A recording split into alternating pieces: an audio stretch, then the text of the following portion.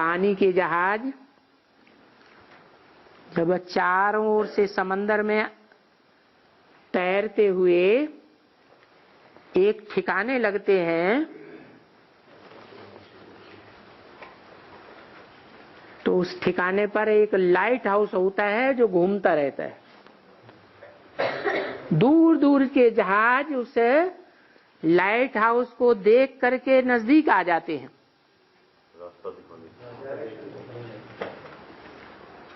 तो तुमको भी ऐसा ज्ञान का लाइट हाउस बनना है जो सारे विश्व से खिंची हुई आत्माएं तुम्हारे नजदीक पहुंच जाएं। वो लाइट हाउस तो जड़ होते हैं, ज्ञान की रोशनी देते हैं क्या कि जड़ रोशनी देते हैं? वो बनाते हैं जो पोर्ट का रास्ता बताते हैं कि यहां से चल करके पोर्ट में चक्कर लगा के आओ। तो लाइट हाउस तुम भी हो। तुम्हारी एक आंख में मुक्ति धाम और दूसरी में है सुख धाम, या तो जीवन मुक्ति धाम कहो और बैठे हो यहां दुख धाम में। तुम ये जानते हो कि ये दुख धाम अभी कब्रिस्तान होने वाला है। अभी हमको सुखधाम चलना है, वाया शांति धाम। ये तो याद रह सकती है, समझाने की कोई बड़ी बात नहीं है। सिर्फ ये याद रहने से कि बरोबर हम दुख धाम में हैं। हम सुखधाम जा रहे हैं वाया शांति धाम, तो हम शांति धाम से आते हैं सुखधाम और सुखधाम से आते हैं दुख धाम में, क्योंकि हमको 84 जन्म भी लेने पड़ते हैं। ये भी तुम बच्चों को मालूम है कि चक्र कैसा फिरना चाहिए कि बरोबर आधा कल्प में 21 जन्म हम सुखधाम में रहते हैं, क्योंकि वहां आयु बड़ी होती है। बड़ी आयु होती है तो जन्म कम हो जाते हैं। सुखधाम और दुखधाम दोनों का टाइम बराबर है या कम ज्यादा है? सुखधाम है दिन और दुखधाम है अज्ञान की रात। तो रात और दिन बराबर होते हैं ना। आधा कल्प तो राजाई के लिए मिलता है ना, और अभी हम संगम युग पर हैं। और संगम युग वालों को ही बुद्धि में ये नॉलेज रहती है। जो अभी कलयुग में हैं उनकी बुद्धि में ये नॉलेज नहीं रहती। जो ब्राह्मण बना वो संगम युग में आ गया। ये बात गीता में लिखी हुई है क्या? नहीं, कुछ भी ऐसी बात नहीं लिखी हुई है। और ये बहुत समझने की बात है और गुह्य राज है। ये समझेंगे भी वो जो बरोबर इतना पुरुषार्थ करते हैं कि हम बरोबर विश्व के महाराज महारानी बनेंगे और हम औरों को भी ऐसा यथा राजा तथा प्रजा सुखी बनाने के लिए पुरुषार्थ करेंगे। जो इन्वेंशन सिखलाते हैं वो सीखते हैं, वो इन्वेंशन औरों को भी सिखलाते रहते हैं। ये कायदा है। वास्तव में जो कोई नई इन्वेंशन निकलती है तो गवर्नमेंट को बताया जाता है कि भाई ये नई इन्वेंशन निकली है, ये बहुत अच्छी है, फायदे वाली है। भारत को बहुत माला माल सुखी करेगी। तो उन लोगों की बुद्धि में बैठता है तो फिर वो लोग अपने हाथ में ले लेते हैं, पीछे वो शुरू करके देते हैं, क्योंकि गवर्नमेंट के हाथ में भी ऐसी इन्वेंशन आई। परंतु यहां तो ये खुद ही गवर्नमेंट है। कौन सी? रूहानी गवर्नमेंट है। वो गवर्नमेंट तो अलग है। कौन सी? जिस्मानी गवर्नमेंट तो अलग है और ये रूहानी गवर्नमेंट है। तो कौन सी गवर्नमेंट की बात हो रही है? किसके हाथ में सत्ता आने वाली है इन्वेंशन की? वो गवर्नमेंट तो अलग है। उनका नाम क्या है शास्त्रों में? हैं? वो है कुरु, कुरु की औलाद, कौरव। अखबारों में, टीवी में, रेडियो में चारों ओर क्या एडवर्टाइजमेंट करते रहते हैं, हम दिल्ली को क्या बनाएंगे? स्वर्ग बनाएंगे। स्वर्ग बनाना ये हमारा काम है। हमारे सिवाय दुनिया में और किसी का काम नहीं है नरक को स्वर्ग बनाना। तो नाम क्या रख दिया शास्त्रों में? कुरु। हम करते हैं। ये अहंकार उस गवर्नमेंट के अंदर है और तुम्हारी है। नाम क्या है? पांडव गवर्नमेंट। पांडवों के बाप का नाम क्या था? पांडु। पंडा। पंडा अर्थात रास्ता बताने वाला। काहे का?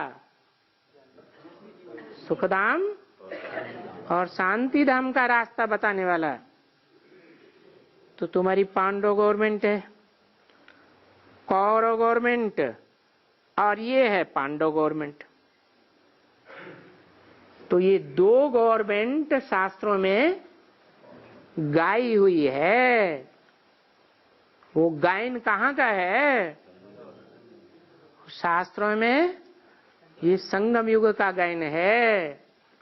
संगम युग में ही दोनों गवर्नमेंट हैं ब्राह्मणों की दुनिया में। कौन कौन सी?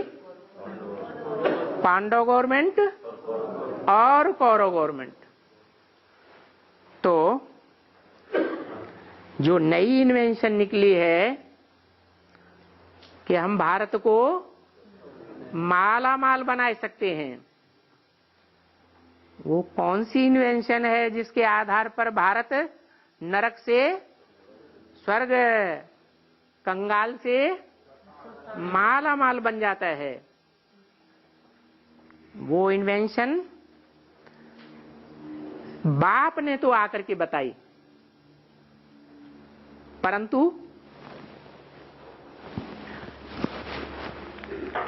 उस इन्वेंशन को जो बाप ने बताया उसको फॉलो किसने किया और किन्होंने फॉलो नहीं किया? कौन है? जिन्होंने ब्रह्मा मुख से निकले हुए इन ज्ञान की बातों को,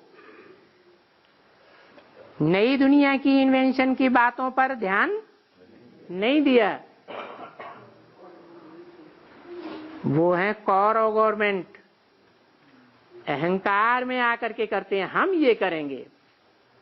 भले ब्रह्मा बाबा ने शरीर छोड़ दिया तो भी क्या करते हैं? बड़े बड़े पोस्टर बनाते हैं और दीदी दादी दादाओं के चित्र त्रिमूर्ति में छपा देते हैं। कहते हैं कि ब्रह्मा ने भले शरीर छोड़ दिया कहते हैं शंकर और विष्णु तो कोई होते ही नहीं है, ये तो समझने के लिए दिखाई दिया है। ब्रह्मा का पार्ट हम बजाते हैं, विष्णु का पार्ट हम बजाते हैं, और शंकर का भी पार्ट हम बजाते हैं। तो ये दो गवर्नमेंट है, एक कौरव गवर्नमेंट और दूसरी पांडव गवर्नमेंट। वास्तव में तो न गवर्नमेंट है वो कौरव गवर्नमेंट, और न ये पांडव गवर्नमेंट है? वास्तव में नहीं है। अरे दोनों में से कुछ करके दिखाए तो गवर्नमेंट, दोनों में से किसी ने करके दिखाया क्या? अभी तक तो नहीं। गवर्नमेंट कहा ही जाता है राजधानी को, राजधानी में राजा रानी जरूर चाहिए। तो ब्राह्मणों की दुनिया में कोई भी ब्राह्मणों का हुजूम कोई को राजा रानी समझता है? नहीं समझता है। जब तक ब्रह्मा बाबा सरस्वती जिंदा थे तो राजा रानी समझते थे या नहीं समझते थे? अच्छा, फिर मम्मा बाबा ने शरीर छोड़ दिया तो किसी को राजा रानी समझा या नहीं समझा? किसको? दादी को राजा और मनमोहनी दीदी को रानी बनाई दिया। राजधानी का अक्षर ही राजा से निकला हुआ है। राजधानी, राज माने राजा, जिसके अंदर राज छुपा हुआ है। और धानी माने धारणा शक्ति, राजा की धारणा शक्ति। राजा के अंदर जो राज छुपा हुआ है, नई दुनिया बनाने का राज,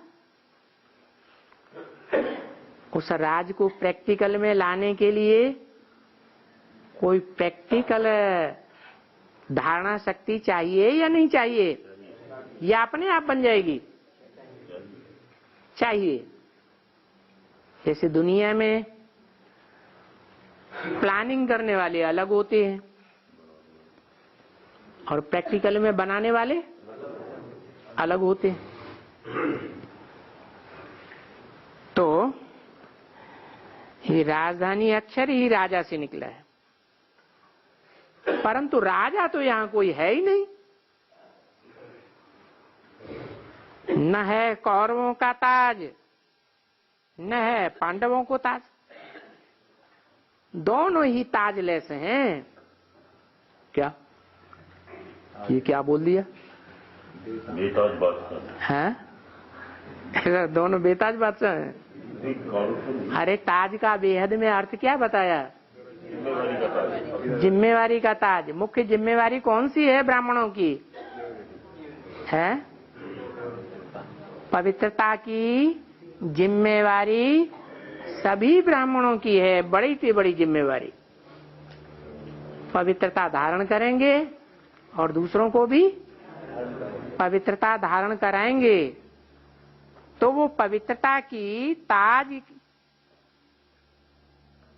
उन कौरवीय ब्राह्मणों को और पांडवी ब्राह्मणों को वो पवित्रता का ताज दिखाई देता है, देता है। दोनों को ताज नहीं, दोनों ताजलेस हैं।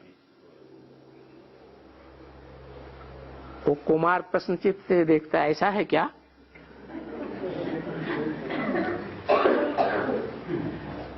और वहां महाभारत में या भागवत में लिख दिया है कि दोनों को ताज था।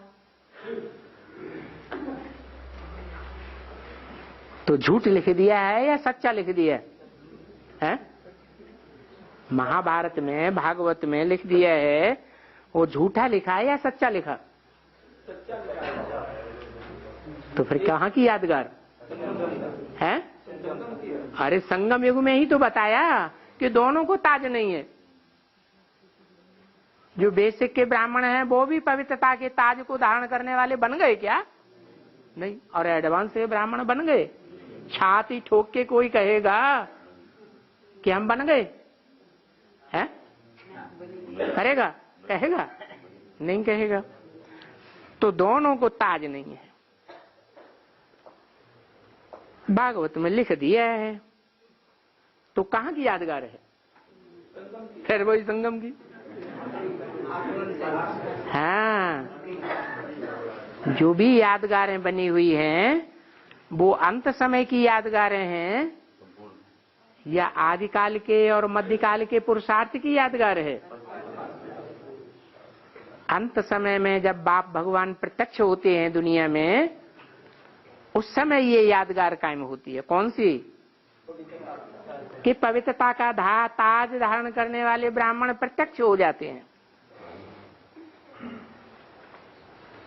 तो भागवत महाभारत में लिख दिया है कि दोनों को ताज था और दोनों ने ही जुआ पर अपना ताज उतार के रख दिया।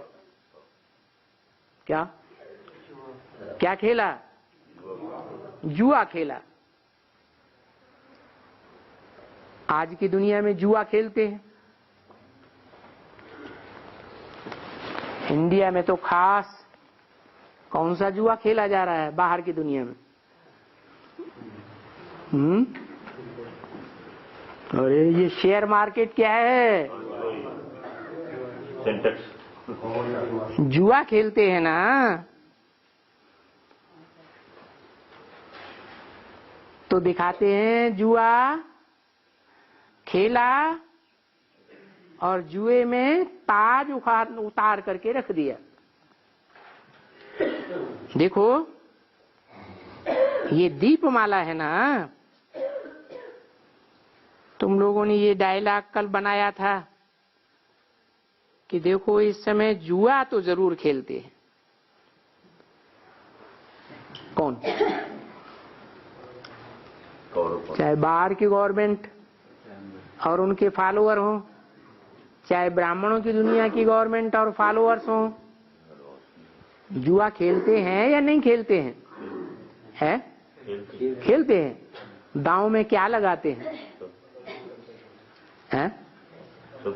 खेलते हैं तो दांव में क्या लगाते हैं? अरे कौन से ताज की अभी बात की? पवित्रता के ताज को दांव में लगा दिया। ये कैसे?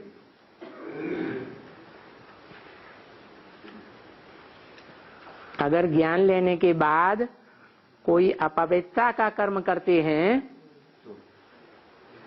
तो ताज दांव पर लग जाता है ना।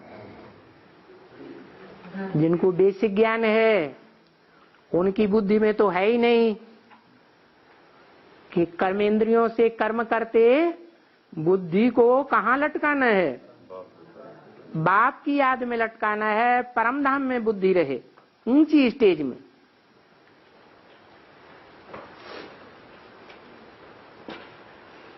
अलर्ट होकर के खेलते हैं तो पवित्रता का ताज गिरेगा या थमेगा? अलर्ट होकर के खेलते हैं, कर्मेंद्रियों से कर्म भी करते हैं और बुद्धि से बाप को याद भी करते हैं, तो पवित्रता का ताज गिरेगा या थमेगा? थम जाएगा।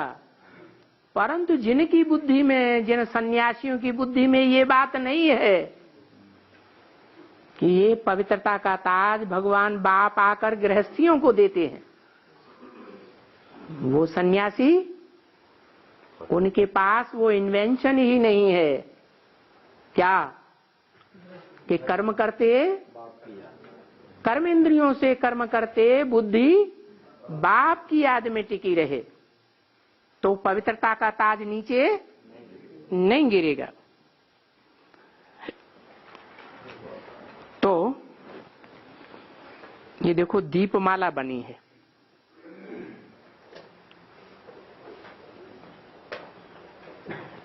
दीपमाला आती है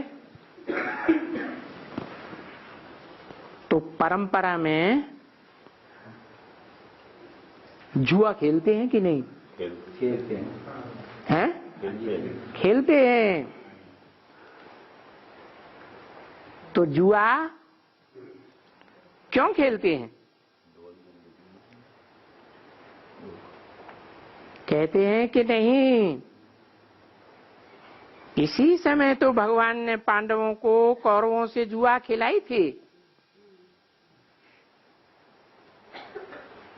वो रहेगा तो जुआ खेलने का इल्जाम तो उनके ऊपर रहेगा ना,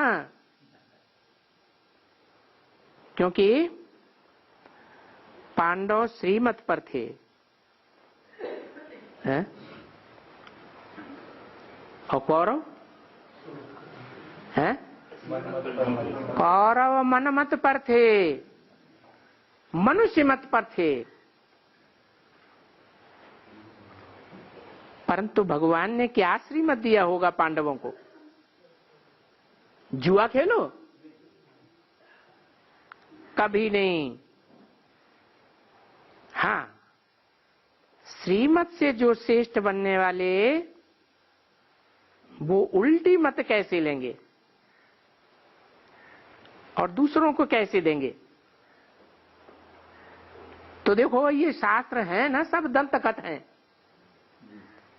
अर्थ तो किसी की बुद्धि में बैठता ही नहीं। बर्थ नाटे पेनी हम लोग लिखते हैं ना, तुम लिख सकते हो, डरना नहीं है। तुमको बाप अथॉरिटी देते हैं, तुम समझते हो और समझा सकते हो, क्योंकि बिना समझे तुम लिख भी नहीं सकेंगे। ओम शांति।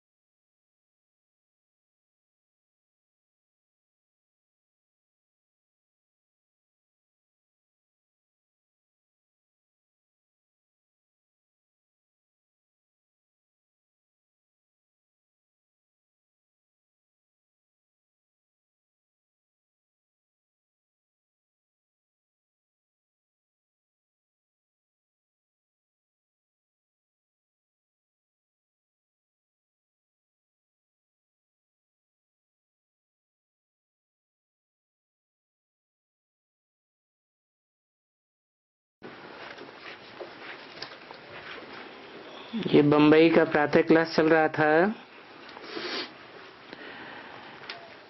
शनिवार 26 अक्टूबर 1963।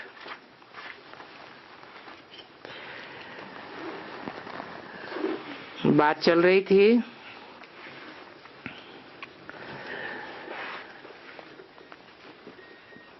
परमात्मा माना परमात्मा।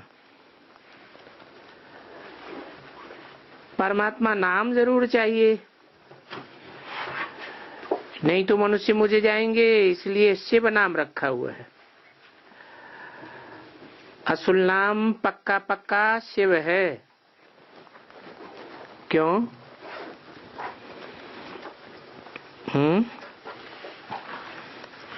शिव के मुकाबले और नाम सब कच्चे हो जाते, और शिव नाम पक्का किस आधार पर है?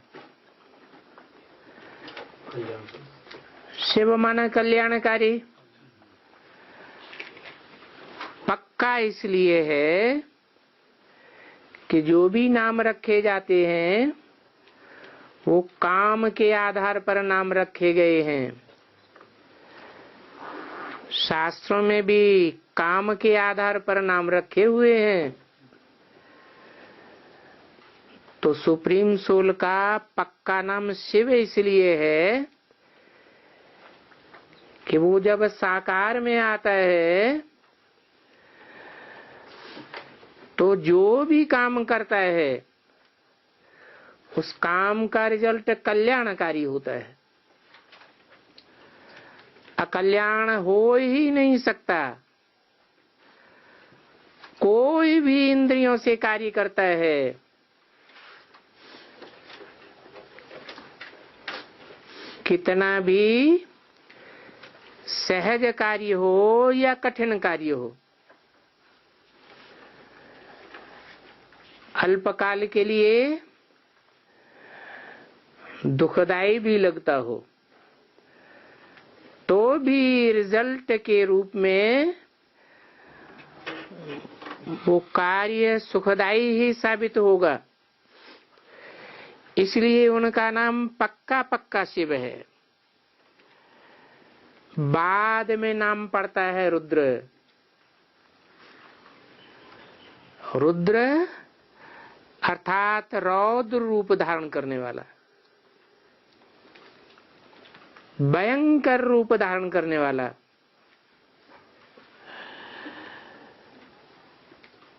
क्योंकि रुद्र ज्ञान यज्ञ रचा है ना,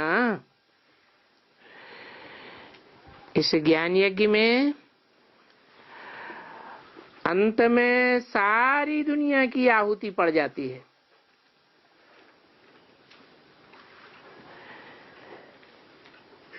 तो इस समय में उनको फिर रुद्र भी कहा जाता है।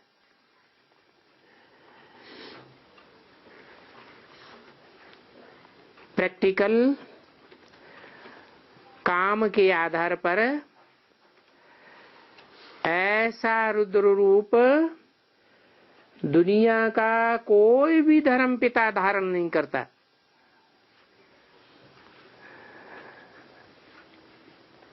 ऐसा रुद्र रूप कि अपनी ही रची हुई रचना को भस्मसात कर देवे।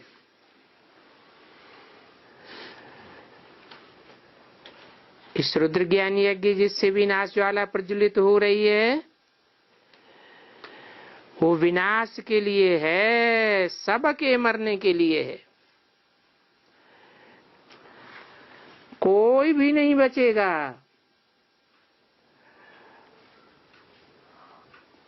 मरना दो प्रकार से होता है। एक होता है जीते जी दे अभिमान से मरना, वो तो थोड़ी पुरुषार्थी आत्माएं निकलती हैं जो देहभान से मर जाती हैं।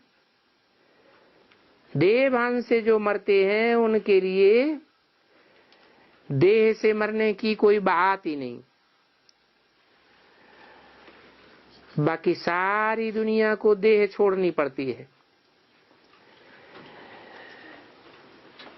अभी कितना अच्छी तरह से बच्चों को समझाते हैं।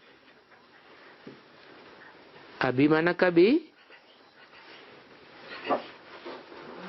संगम युग में बाप स्वयं आकर के समझाते हैं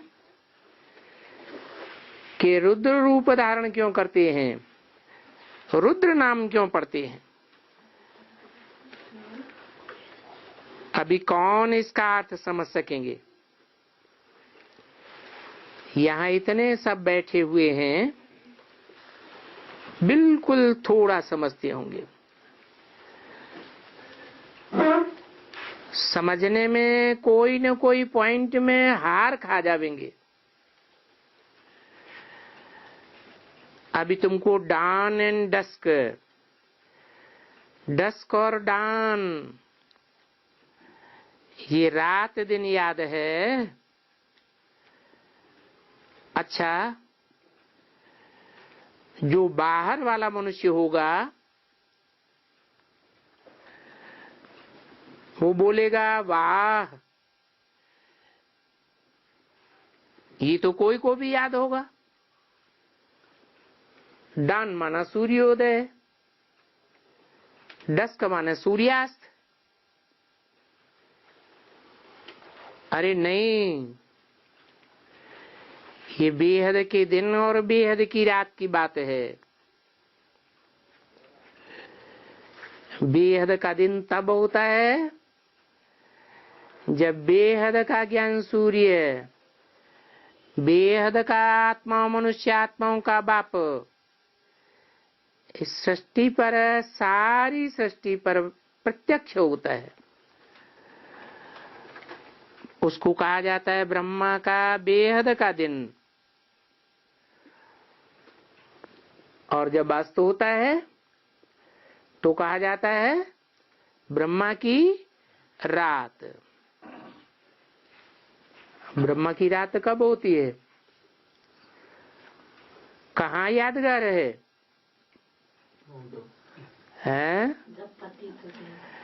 माउंट आबू में यादगार है ना। दोनों ही यादगार माउंट आबू में है। ब्रह्मा की रात का यादगार तो पहले से ही बना हुआ है, और अभी ब्रह्मा के दिन की यादगार भी बन रही है।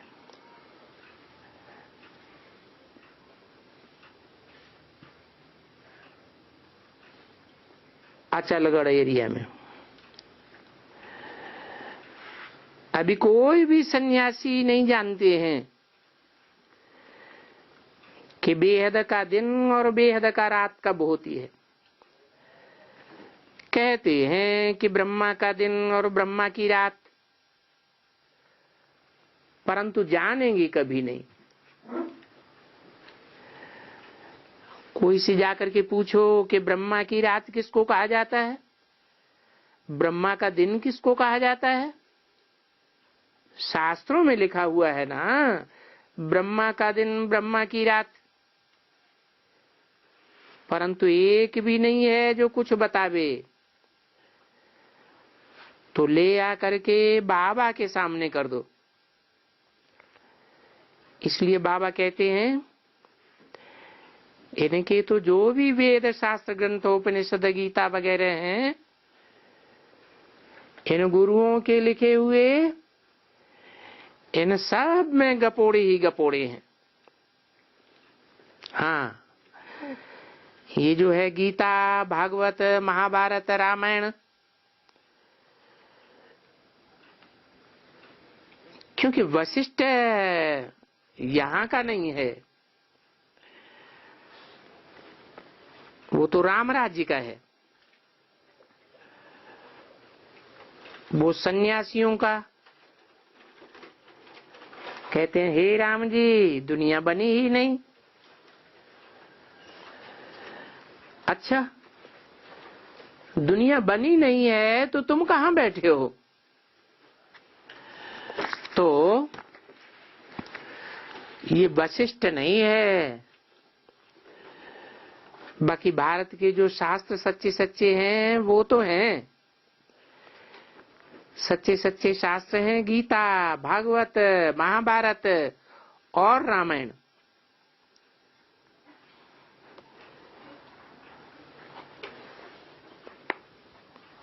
यूं तो थोड़ा थोड़ा बहुत कुछ है।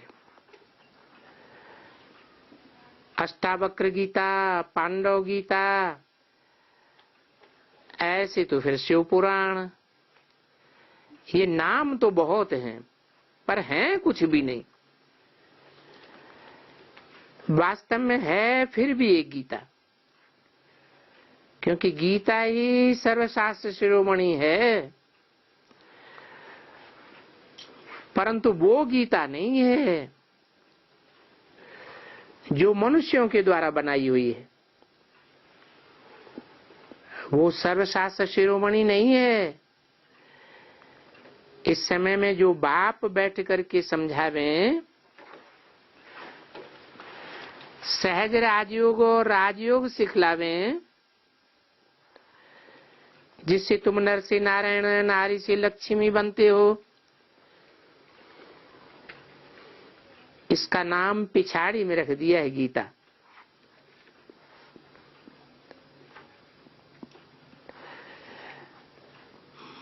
पर मैं तो आकर के पढ़ाता हूं, कोई गीता का गीत नहीं गाता हूं, श्लोक नहीं गाता हूं।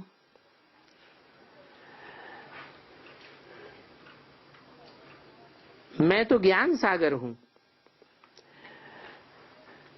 मुझे थोड़ा ही कोई कहेंगे कि ये वशिष्ठ जानते हो, पूछेंगे वशिष्ठ पढ़ा है? राम अवतार पढ़ा है? नहीं। मैं तो ज्ञान का सागर हूं, मैं तुम्हारे से भी जास्ती अच्छी तरह से जानता हूं। इसलिए तो मैं तुमको सभी वेदों, ग्रंथों वगैरह का सार समझाने आया हूं कि उन वेद शास्त्रों में सार की बात क्या है। सार होता है ना, जैसे भूसे में से सार निकलता है, दाना निकलता है, तो दाना थोड़ा होता है, भूसा ढेर का ढेर होता है। मेरी बुद्धि में यानी आत्मा में ये सभी पार्ट पहले से उन्धा हुआ है, पहले से बना। ये जानने का या समझाने का पार्ट, ये कोई मैंने शास्त्रों से नहीं पढ़ा है। ये ज्ञान तो मेरे अंदर पहले से ही है कि आकर के तुमको इन वेदों, ग्रंथों वगैरह का सार समझावें, सुनावें, सहज राजयोग भी सिखावें, और तुम बच्चों को आकर के मुक्ति, जीवन मुक्ति देवें। ये है मेरा पार्ट। मेरे इस परम आत्मा में जो पार्ट है सो भी स्थायी है। क्या? और आत्माओं में वो ज्ञान का पार्ट स्थायी नहीं होता है। जैसे धर्म पिताएं आते हैं, इब्राहिम, बुद्ध, क्राइस्ट आते हैं, तो सतो प्रधान होते हैं। पहले पहले जब आते हैं तो उनमें ज्ञान होता है, फिर जब तमो प्रधान बनते हैं तो वो ज्ञान स्थायी रहता है? नहीं रहता है। तो मेरी जो परम आत्मा है उसमें स्थायी ज्ञान है, उसमें कोई अदल बदल नहीं हो सकती है, क्योंकि ये है इम्पेरिशिबल, अविनाशी पार्ट है। ये ड्रामा है, प्रीऑर्डेंट यानी ये बना बनाया है, कभी भी इसकी एंड नहीं होती है। और तुम राम की सेना ने स्वर्ग बनाया है।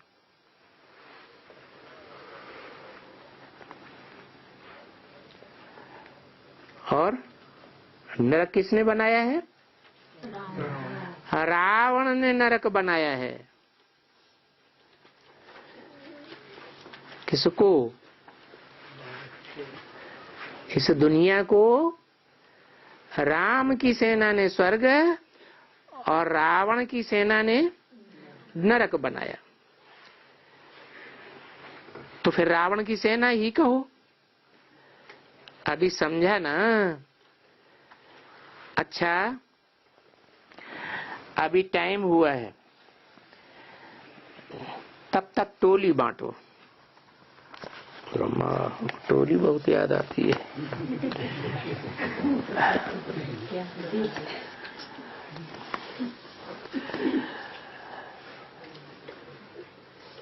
एक होता है हद का डान, डॉन टू डस्क, यानी सुबह से रात। दूसरा होता है बेहद का डान, डान टू डस्क। सतयुग से लेकर के कलह युग के अंत तक क्या कहेंगे? डान टू डस्क। उसको कहा जाता है बेहद का दिन, उसको कहा जाता है बेहद की रात। सतयुग त्रेता बेहद का दिन, द्वापर कलयुग बेहद की रात। बेहद के दिन में सुख होता है। क्यों है? सुख क्यों होता है दिन में? क्योंकि दिन में आंखों से सब दिखाई पड़ता है, ठोकरें खाने की बात है ही नहीं। और रात में दिखाई नहीं पड़ता तो ठोकरें खाते हैं, दिशाएं भूल जाते हैं। तो बेहद की रात में होता है दुख। तो जहां सुख होता है वो सुखधाम, और ये रहा दुखधाम। अभी बेहद की रात पूरी होती है, बेहद का दिन उदय होता है। कहते भी हैं ज्ञान सूर्य प्रगटा, ज्ञान अंधेर विनाश। यानी अभी अंधियारा खलास होता है और सवेरा यानी सतयुग आता है, कलयुग खत्म होता है। अरे टोली दे दो ना। देखो ये कितने काम में आते हैं, परंतु इनसे वो काम में जास्ती आएगा। मनुष्य तो कृष्ण राधे को जो द्वापर में ले गए हैं, वो भी वहां से उनका मुझना निकल जाए, क्योंकि कृष्ण है सतयुग का।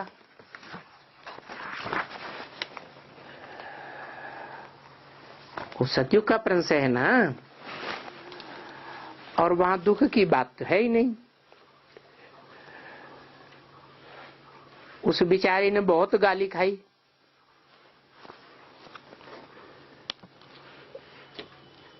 गाली भी खाई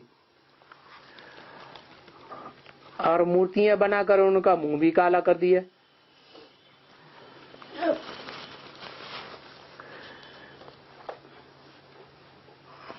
धक्का खिलाया ना। दिखाते हैं टोकरी में डाल करके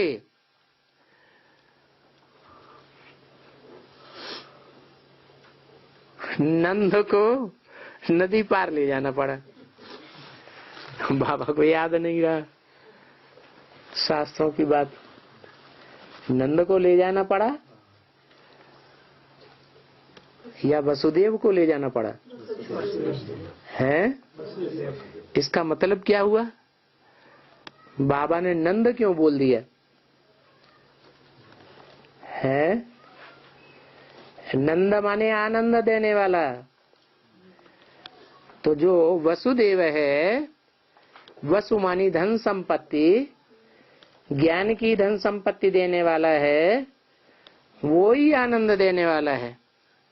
बाबा का कहने का मतलब जो नंद नाम दिया है वो ये है।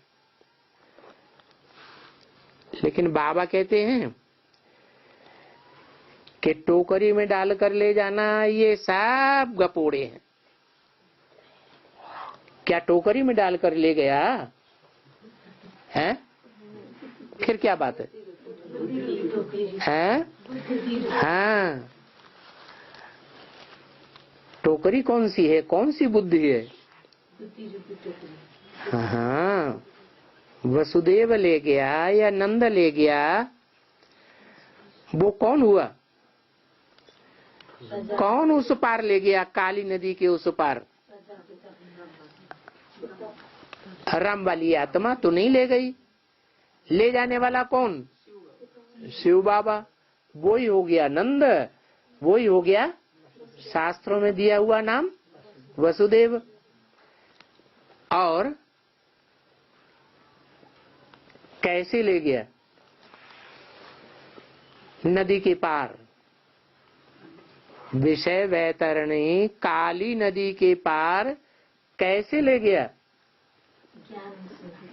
बुद्धि रूपी टोकरी में डालकर। किसकी बुद्धि रूपी टोकरी में डालकर है?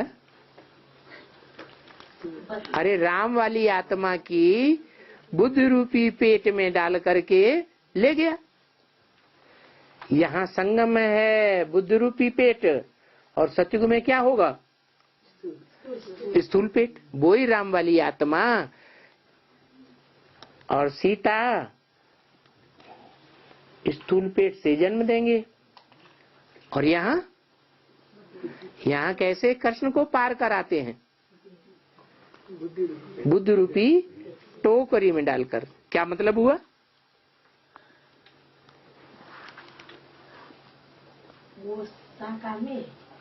कृष्ण की आत्मा राम वाली आत्मा की बुद्धि में प्रवेश करती है या नहीं करती है?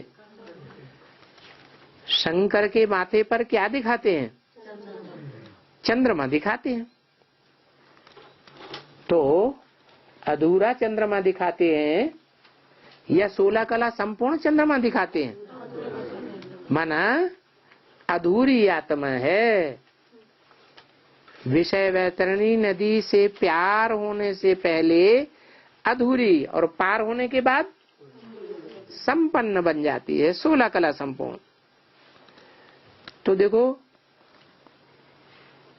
स्थूल टोकरी की बात लिख दी। तो याद रख लेना, ये स्कूल है,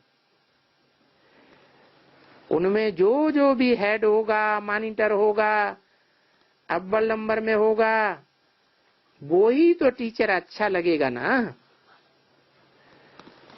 फ्रॉम राइट टू लेफ्ट। परंतु यहां तो हम रख नहीं सकते हैं। क्या ऐसे नंबरवार यहां क्लास में बैठा ही नहीं सकते हैं। हम अगर तुम बच्चों को कहें अरे नंबरवार बिठाओ, तो नहीं बिठा सकते हैं, हो नहीं सकता है। ये वंडरफुल स्कूल है ना, तो वो नंबरवार बिठाना हो नहीं सकता है।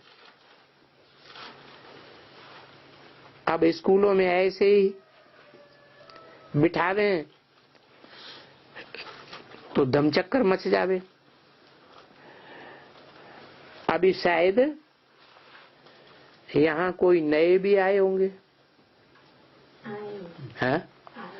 उन्हें पता ही नहीं है कि क्लास में आंखें बंद करके बैठना होता है कि खोल करके बैठना होता है। बाबा की याद में कैसे बैठना है? हैं? आंखें खोल कर बैठना है। अरे बच्चे, जो नए आए हैं सो हाथ तो उठाओ। देखो मैं पहले हाथ उठाता हूं। किसने कहा है? ब्रह्मा बाबा ने। किसने कहा है? धीरे से बोलते। मैं पहले हाथ उठाता हूं नए आने वालों के बीच। तो किसने कहा होगा? शिव बाबा ने। अच्छा, शिव बाबा नया है? शिव बाबा पुराने से पुराना है कि नया है? इस सृष्टि में सबसे पुराना कौन है? शिव बाबा। उसकी यादगार क्या है?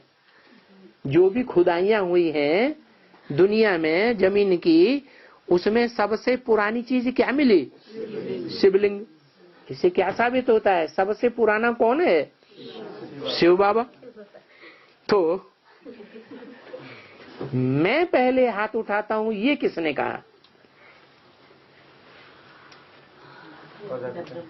प्रजापिता ब्रह्मा ने कहा। शिव बाबा आता ही है प्रजापिता ब्रह्मा के द्वारा। तो वो नया हुआ कि पुराना हुआ है? हो तो पुराना हो गया। ये किसने कहा? ब्रह्मा बाबा ने कहा मैं पहले नया आता हूं। क्या? हाँ। क्यों? सृष्टि पर नया पहले कौन आता है? कृष्ण वाली आत्मा आती है, उसका बाप नहीं आता है? कृष्ण वाली आत्मा इस सृष्टि पर पहले आती है कि उसका बाप आता है?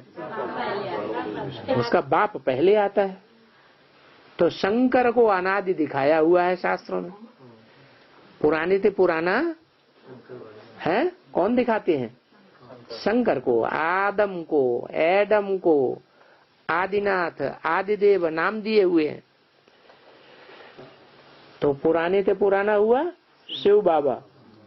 और इस सृष्टि पर नया कौन हुआ?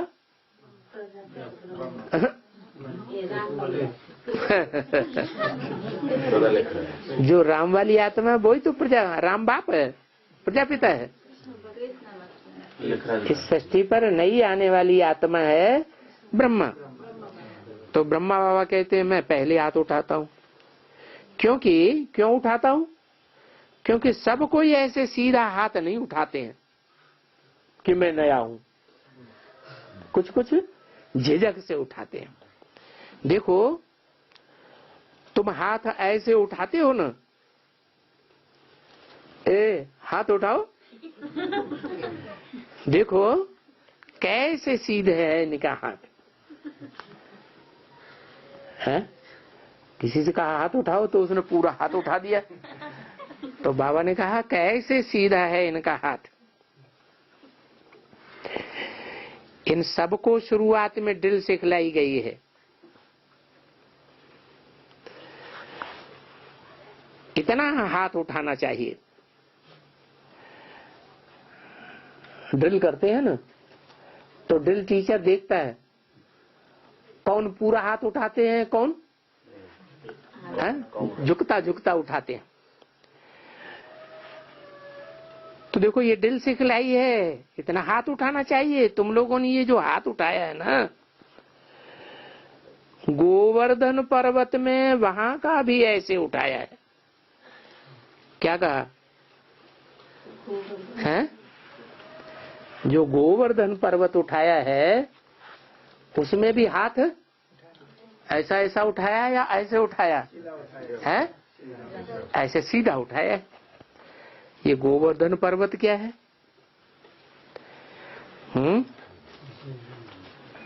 झुकता हुआ हाथ और सीधा हाथ क्या अंतर है? ज्यादा वजन झुकते हुए हाथ में उठा सकेंगे या सीधे हाथ में ज्यादा वजन उठा सकेंगे? सीधे हाथ में ज्यादा वजन उठाया जा सकता है। तो इसका नाम है गोवर्धन पर्वत। क्या वर्धन? गौ। गौ दुनिया वालों ने तो जानवर गऊओं को समझ लिया कि भगवान ने कौन सी गऊओं को चराया, जानवर गऊओं को चराया। अब है वास्तव में ह्यूमन गऊओं की बात है कि भगवान जब आते हैं तो जो ह्यूमन गऊएं हैं, कन्या माताएं भारत की खास, उन कन्याओं माताओं को इतना इकट्ठा करते हैं, इतना उनकी वृद्धि करते हैं, वर्धन करते हैं कि पहाड़ जैसा दिखाई पड़ता है। तो नाम के क्या दे दिया, गोवर्धन पर्वत। अब ये नई बातें हैं ना, ये तो मनुष्य बेचारे मुझे जाते हैं कि क्या है यहाँ। कोई भी साधु संत सन्यासी शास्त्रों में ये बातें तो है ही नहीं। क्या बातें हैं, वो तो जानवर गऊओं की बात करते हैं और ये ह्यूमन गऊओं को चराने की बात करते हैं। ये तो सबका खंडन कर देते हैं, सब शास्त्रों का खंडन कर देते हैं। बाबा बोलते हैं ये सब झूठे हैं, सब झूठे। और ऐसा कहने वाला भी कोई ताकत रखने वाला होगा ना। कैसा कहने वाला है? मनुष्य थोड़े ही ऐसा कह सकते हैं क्या है कि साधु संत महात्माएं सब झूठे हैं। अच्छा, कौन कह सकता है? मनुष्य नहीं कह सकते। मनुष्य उसको कहा जाता है जो मनन चिंतन मंथन करता हो, मन चलाता हो तो मनुष्य।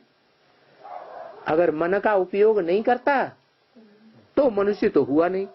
जानवर हो सकता है, कीड़ा मकोड़ा हो सकता है, पक्षी हो सकता है, लेकिन मनुष्य नहीं हो सकता। तो ये शास्त्र सब झूठे हैं, ऐसा कहने वाला कौन होगा? ताकतवर।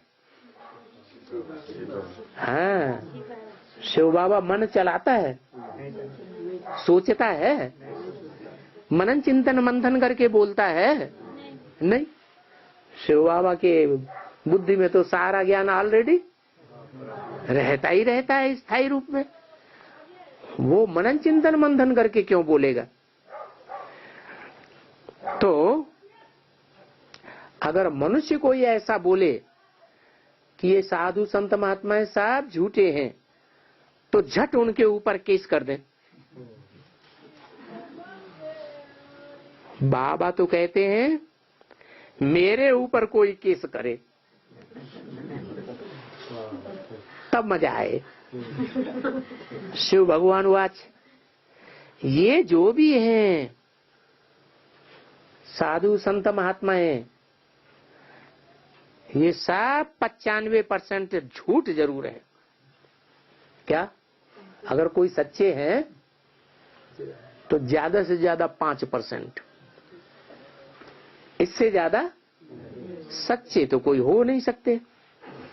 गीता झूठी, भागवत झूठा, रामायण झूठा, महाभारत झूठा। उनमें भी 5% आटे में लून जैसा कुछ सच्चाई है। जैसे आटे में नमक डाला जाता है ना, इतनी सच्चाई है, बाकी सब झूठा है। इतने वेद ग्रंथ शास्त्र की बेअदबी,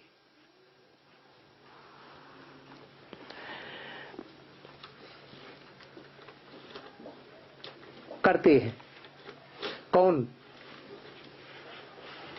है? इतने ढेर के ढेर वेद ग्रंथ शास्त्र हैं, सबकी बेअदबी करते हैं। ये कौन करते हैं? कोई मनुष्य तो कर नहीं सकता। करे तो लोग उसके ऊपर केस कर देंगे। तो कौन है? हैं? तो भाई किसको केस करना चाहिए?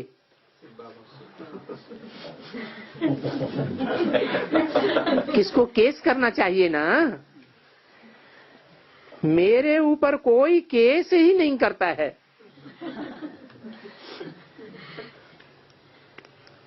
क्योंकि अंदर में तो सब समझते हैं। क्या ये कहते हैं परमात्मा सर्वव्यापी नहीं है, और अंदर में समझ भी जाते हैं कि मेरे अंदर परमात्मा नहीं है, मेरे अंदर तो कोई दुष्ट आत्मा है। सब अंदर अंदर समझते तो है ना। हाँ, एक दिन करेंगे। क्या? एक दिन ऐसा भी आवेगा जो ये साधु संत महात्माएं केस करेंगे। किसके ऊपर केस करेंगे? जो ताकत रखने वाला होगा ऐसा कहने के लिए कि ये सब झूठे हैं। कभी कभी उछलते भी हैं, परंतु अभी उनका भी तो कोई बड़ा हेड चाहिए ना।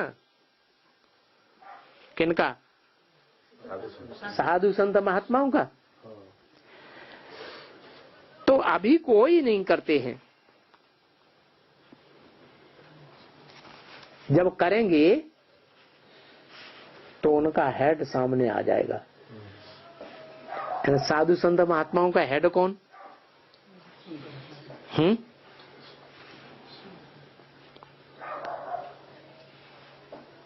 बाबा तो चाहते हैं कोई केस करे, तुम भी रड़ियां मारते रहो, क्योंकि भारत का है मुख्य शास्त्र, जिनका बहुतों ने बैठ करके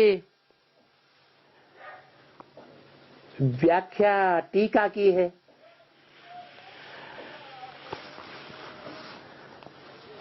कौन से शास्त्र की टीका ज्यादा की है?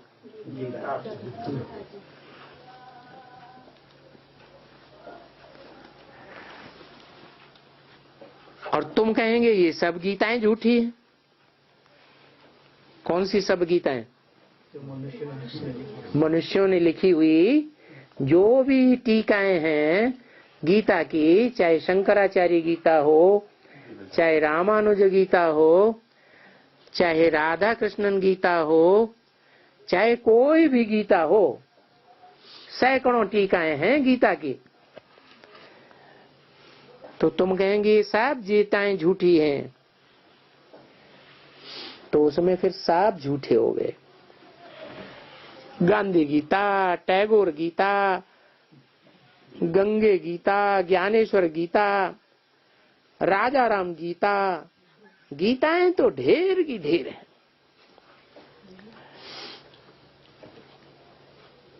और तुम एकदम बताते हो सब झूठी।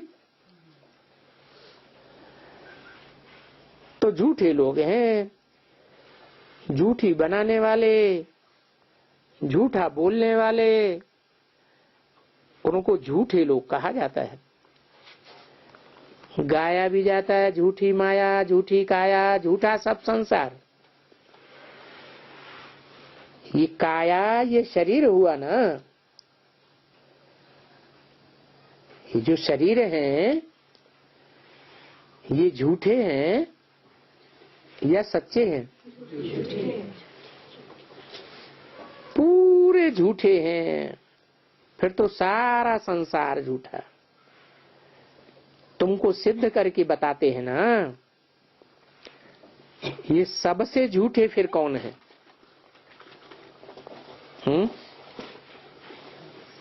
सबसे जास्ती झूठे कौन है? जो कहते हैं कि ईश्वर सर्वव्यापी है। कौन सर्वव्यापी है? ईश माने शासन करता और वर माना श्रेष्ठ ते श्रेष्ठ। इस दुनिया में जो सबसे श्रेष्ठ शासन करने वाला है वो झूठा है, सर्वव्यापी है। अब ऐसा हो सकता है क्या? है भगवान जो सबसे श्रेष्ठ शासन करने वाला है, प्यार का सागर है या मार मारता है तब शासन करता है? पुलिस रखता है या मिलिट्री रखता है शासन करने के लिए? नहीं। कैसा शासन करता है? काहे का शासन करता है? प्यार का शासन करता है। तो ऐसे ईश्वर को सर्वव्यापी बताते हैं। सब संसार झूठा हो गया। अच्छा, सबको टोली मिली, टोली खिला खिला के ब्रह्मा कुमार और ब्रह्मा कुमारियां और ब्रह्मा बाबा सबको खुश करते रहते। जिसको नहीं मिली है वो हाथ उठाओ। अच्छा, तुमको दे रहे हैं, इनको नहीं मिली है। अच्छा, आज क्या है? सैटरडे है। जो नए बच्चे आ रहे हैं वो डरो मत, यहाँ कोई जादू नहीं है। आंखों में डालने वाला कोई सुरमा नहीं है। कहते हैं ना, ज्ञान अंजन सदगुरु दिया, अज्ञान अंधेर विनाश। अंजन को सोना भी कहा जाता है। ये अंजन कोई वो अंजन नहीं है स्थूल। वो अंजन तो आंख में सब कोई लगाते हैं, और अनेक प्रकार के अंजन होते हैं। वो अंजन तो मैन्युफैक्चर्ड भी होते हैं। यहाँ तो ज्ञान की बात है, ये मैन्युफैक्चर्ड अंजन नहीं है। ज्ञान अंजन सदगुरु दिया। सदगुरु एक है। कहते भी हैं गुरु अनेक और सदगुरु एक। कलयुग गुरुओं के पास तो कोयला बनाने के लिए, काले बनाने के लिए कोयले का काला अंजन होगा ना। देखो अभी सभी काले बनते जाते हैं। अच्छा, बाप दादा मीठी मम्मा का मीठी मीठी सिकिंदी नंबरवार पुरुषार्थ अनुसार बच्चों को याद प्यार गुड मॉर्निंग।